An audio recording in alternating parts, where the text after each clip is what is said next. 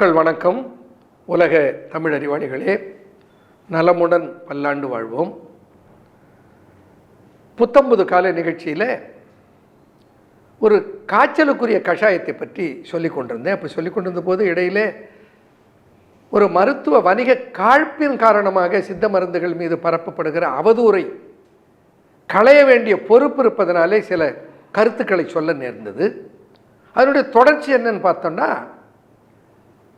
அந்த கபத்தையும் சளியும் அகற்றுகிற மூலிகைகளோடு சேர்த்து நீங்கள் சித்திரத்தையை பயன்படுத்துங்கள், அதிமதுரத்தை பயன்படுத்துங்கள் என்று சொன்னேன். சித்திரத்தைக்கு அவ்வளவு ஒரு மருத்துவ பண்பு இருக்கிறது கப நோய்களுக்கு என்று. வாந்தி பித்தம் கரப்பான் வாத சிரோரோகம் சேர்ந்த கபம் முத்தோஷம் சேர்ந்த கபம் முத்தோஷம்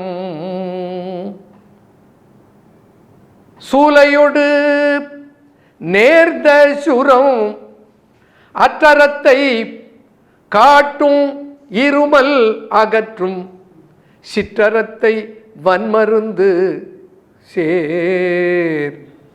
சித்தரத்தை வன்மருந்து தேர் சேர் என்று ஒரு புத்தகத்தில் மாறி இருக்கும். சித்தரத்தை என்று சொல்லப்படுகிற வன்மருந்து அல்பீனியா கேலங்கா என்று அதற்கு ஆங்கில பெயர். அந்த சித்தரத்தையிலே இருந்து தயாரிக்கப்படுகிற மருந்துகள் அனைத்தும் கபத்துக்கு சிறந்த மருந்துகள். அதனாலே சுரத்துக்கு என்று அங்கே ஒரு வார்த்தையை சேர்க்கிறார், சேர்ந்த சுரம் அற்றரத்தை காட்டும் இருமல் அகற்றும் சிற்றரத்தை வன்மருந்தை தேர்.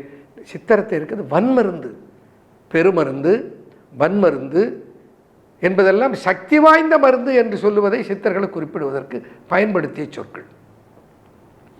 ஆகையினால தான் அதுக்கு எதை சேர்க்க சொல்கிறோம், இந்த சித்தரத்தை சேருங்கன்னு சொல்கிறோம். சுப்பிரமணியர் கஷாயம் சுக்குக்கு மிஞ்சிய வைத்தியம் இல்லை, சுப்பிரமணியருக்கு மிஞ்சிய மருத்துவர் இல்லைன்னு சொல்லுவாங்கல்ல, அதனால அதில் சித்தரத்தை சேருங்க. அப்போ என்னென்ன சேர்க்க சொல்லிருக்கோம், சுக்கு, மிளகு, திப்பிலி, சித்தரத்தை, தனியா, இன்னொன்று சொன்னேன் அதிமதுரம். பாரில் அதிமதுர பாலதனை வாயில் இட்டு, பாரில் அதிமதுர பாலதனை வாயில் இட்டு ஊறி வரும் சுவையை உட்கொள்ள நேரிழையே. குத்திருமல் தன்னோடு கூறும் குரல் வளையில் எத்தி வரும் கபமும் ஏது. எத்தி வருகின்ற கபம், தொண்டையிலே எத்தி கொண்டு வருகிற கபம் இருக்கிறது. துப்பவும் முடியாது, விழுங்கவும் முடியாது, தொண்டையில் அடைச்சிக்கிட்டு இருக்கும். மூச்சு ஓட்டத்தை தடுக்கிற ஒரு கபம். அந்த தொண்டையில எத்தி வருகிற கபத்தை இட்ஸ் எ பவர்ஃபுல் எக்ஸ்பெக்டரண்ட். எது? அதிமதுரம், இனிப்பு ருசியோடு கபத்தை அகற்றுகிற ஒரு மூலிகை. அப்போ இந்த 6 மூலிகைகளையும் சேர்த்து நான் சொன்ன பாருங்க, சுக்கு, மிளகு, திப்பிலி, அதிமதுரம், சித்தரத்தை, தனியா, இவைகளை சேர்த்து அதை இடித்து தட்டி சூரணமாக்கி அதில் ஒரு தேக்கரண்டி ஒரு கோப்பை தண்ணீருக்கு என்று போட்டு கொதிக்க வைத்து நன்றாக கொதித்த பின்னால் அதை வடிகட்டி அந்த சூரணங்களுடைய சத்தெல்லாம் அந்த தண்ணியில் இறங்கிய பின்னால் அது வெளிர் மஞ்சள் நிறமாக மாறும். அந்த நிலையிலே அதை எடுத்து வடிகட்டி அதற்கோடு பனங்கற்கண்டு அல்லது பனை வெல்லத்தை சேர்த்து காய்ச்சல் இருக்கிற போது 3 வேளை 4 வேளை கூட குடிக்கலாம்.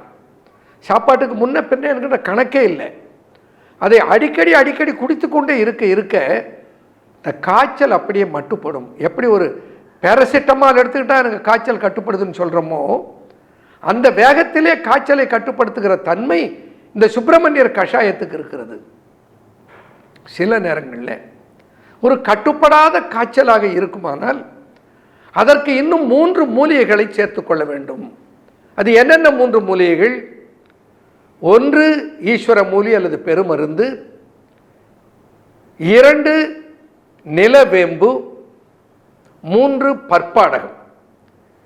இந்த 3 மூலிகைகளுடைய உலர்ந்த பொருளை கொண்டு வந்து இந்த மூன்றையும் சேர்த்து கொள்வதனால எவ்வளவு கடுமையான காய்ச்சல் இருந்தாலும் இந்த காய்ச்சலை ஒரு சிறிது நேரத்துக்குள்ளே உடனே கட்டுப்பாட்டுக்கு நாம் கொண்டு வர முடியும்.